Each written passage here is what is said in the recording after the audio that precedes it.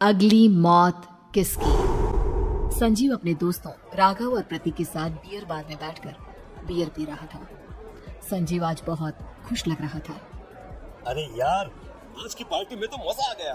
तुम दोनों दोस्तों के साथ तो मेरी जिंदगी इतनी अच्छी है कि क्या बताऊं कितनी अच्छी है। अरे भाई, अब दोस्ती की है तो जीना मरना सब साथ में। हाँ अरे अरे यार सुनो, जल्दी से एक बियर और ऑर्डर करते हैं ना, एक आखिरी, और उसके बाद ये जश्न यही खत्म हो जाएगा। अरे हाँ हाँ, क्यों नहीं। वेटर, जल्दी से 2 बियर की बोतल लेकर आए। आज मेरे दोस्तों को जश्न मनाना है, क्यों? इतने में वहां पर एक बहुत सुंदर लड़की छोटे छोटे कपड़े पहनकर हाथ में बियर की बोतल लेकर उसके पास आती है। ये लीजिए, आपने बियर ऑर्डर की थी ना, मैं लेकर आ गई। क्या बात है यार, इस बार की वेटर तो बड़ी सुंदर है। अब बियर लेकर आई हो तो अपने हाथों से ही पिला दो ना। हाँ हाँ, क्यों नहीं, जैसा आप बोलोगे मैं वैसा ही करूंगी। क्या बात है यार, अब तो लगता है रोज यही आना पड़ेगा। उसके बाद वो लड़की उन तीनों को बियर सर्व कर देती है। पार्टी करने के बाद वो तीनों अपने अपने घर जाते हैं। प्रतीक संजीव और राघव को उनके घर छोड़कर जैसे ही अकेला अपनी कार में आकर बैठता है तो अचानक उसे एहसास होता है जैसे उसकी कार की पीछे वाली सीट पर कोई बैठा हुआ है। वो तुरंत पीछे मुड़कर देखता है। तुम यहाँ क्या कर रही हो? और तुम मेरी कार में कब आई? अरे तुम तो बार में वेटर थी ना। बस ऐसे ही मेरा दिल कर रहा था आपके साथ आपके घर चलने का, इसलिए मैं आपके साथ चली आई। अरे लेकिन तुम मेरी कार में आई कब? अभी कुछ देर पहले तो यहाँ पर मेरे दोस्त बैठे हुए थे। प्रतीक के इतना बोलते ही उस लड़के का चेहरा खतरनाक तरीके से बदल जाता है। उसकी आंखें पत्थर की तरह सफेद और पूरे शरीर पर नीली नीली नसें उभर आती है। गाड़ी चलाओ, पूरी स्पीड में चलाओ, और अगर तुमने गाड़ी रोकने की कोशिश भी की तो मुझसे बुरा कोई नहीं होगा। डर की वजह से प्रतीक के पसीने छूटने लगते हैं। उसका शरीर बुरी तरह से कांप रहा था। प्रतीक बिना कुछ सोचे समझे कार को फुल स्पीड से चलाना शुरू करता है।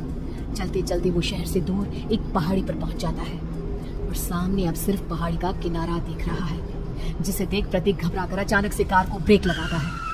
देखो देखो देखो देखो, मुझे छोड़ दो मुझे। अगर मैंने गाड़ी जरा सी भी आगे बढ़ाई तो हम दोनों नीचे गिरकर मर जाएंगे। ये तो तुम्हें पहले सोचना चाहिए था ना। अब कुछ नहीं हो सकता।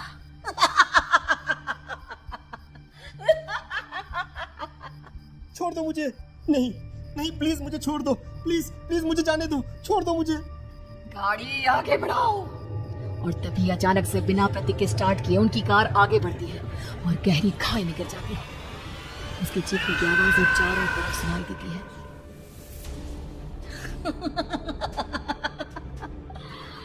तुझे मारकर मेरे कलेजे में जल रही आग को थोड़ी शांति तो मिल गई, लेकिन अभी ये कहानी खत्म नहीं हुई।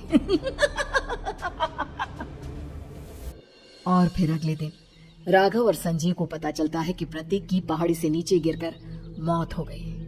अरे कल रात की तो बात है यार, हम सब बैठकर पार्टी कर रहे थे, लेकिन मेरी एक बात समझ में नहीं आ रही।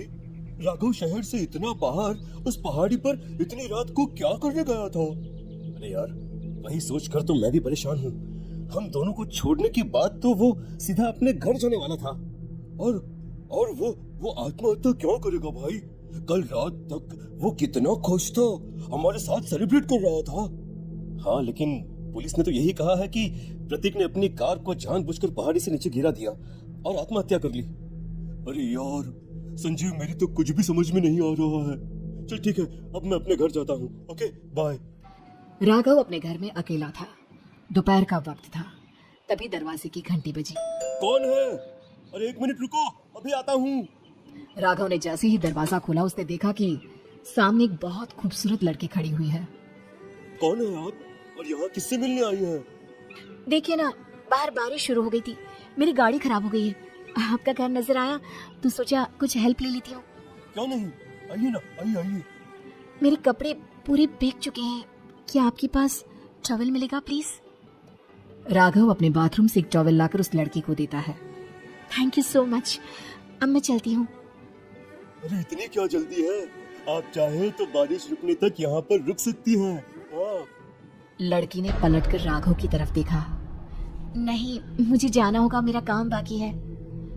और वो वहां से चली गई। उस लड़की के जाने के बाद राघव अपने बाथरूम में नहाने के लिए गया और जैसे ही उसने बाथरूम में देखा तो उसका टॉवेल वहीं पर लटका हुआ था।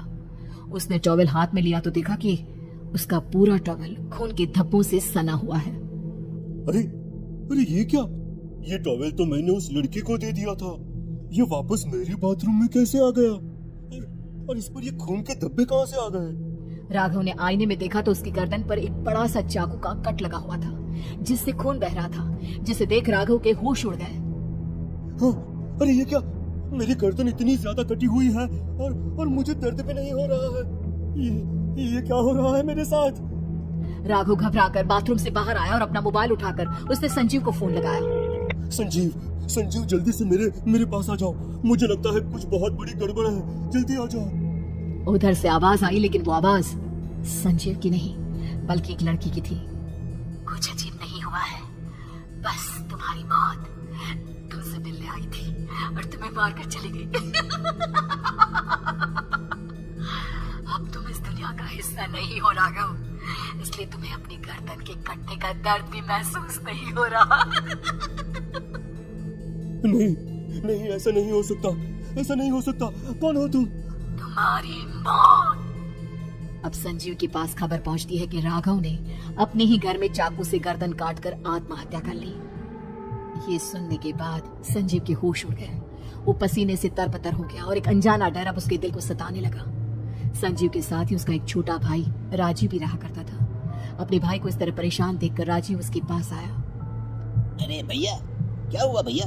आप इतने घबराए हुए क्यों लग रहे हैं? प्रतीक और राघव की मौत, मेरा मतलब मेरी कुछ समझ में नहीं आ रहा भाई।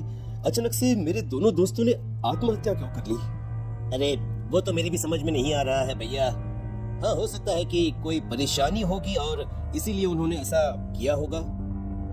हाँ, लेकिन दोनों की जिंदगी में एक साथ परेशानी और दोनों का इतनी खतरनाक तरीके से आत्महत्या करना, कहीं ऐसा तो नहीं मैं भी मर जाऊंगा? अरे आप ऐसी बातें क्यों कर रहे हैं भैया? वैसे ही मैं इतना परेशान हूँ। जब से अंजलि ने मेरा साथ छोड़ा है तब से सब कुछ बहुत अजीब सा हो गया है। रोज रात को डरावने सपने आते हैं। ऐसा लगता है जैसे अंजलि बार बार मेरे सपनों में आकर मुझे डराने की कोशिश करती है। अंजलि का नाम सुनते ही संजीव की आंखें फट गई और उसके गले में आवाज अटक गई। उसके चेहरे पर घबराहट साफ नजर आ रही थी। कौन थी वो लड़की जिसने प्रतीक और राघव को आत्महत्या की आड़ में मौत के घाट उतार दिया? और कौन थी अंजलि जो बार बार राजीव के सपनों में आकर उसे डरा रही थी? अंजलि का नाम सुनकर संजीव इतना घबरा क्यों गया? इन सवालों के जवाब जानने के लिए देखिए इस खतरनाक कहानी का अगला भाग।